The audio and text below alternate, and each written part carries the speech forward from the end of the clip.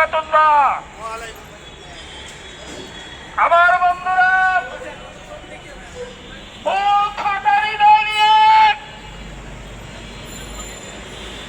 বাংলার শেষ প্রান্ত হিমালয় পাদদেশের নিচ থেকে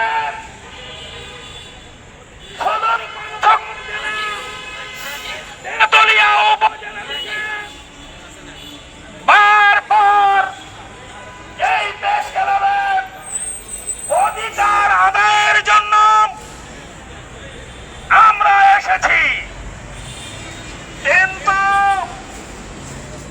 অন্যান্য সময়ের আশা আর এই সময়ের আশা একটু পার্থক্য।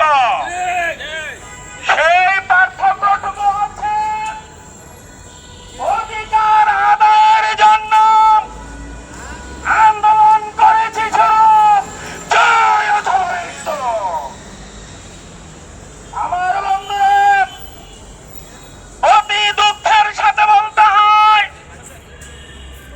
আমি একটি উদাহরণ দিতে চাই।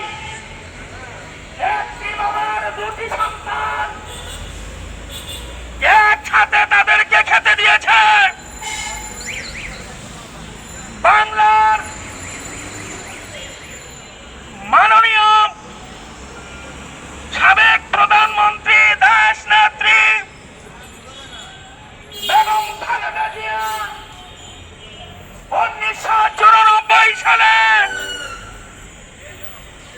একটি প্রজ্ঞাপন জারি করে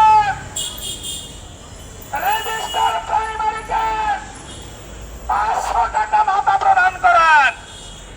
তার সাথে সাথে স্বতন্ত্র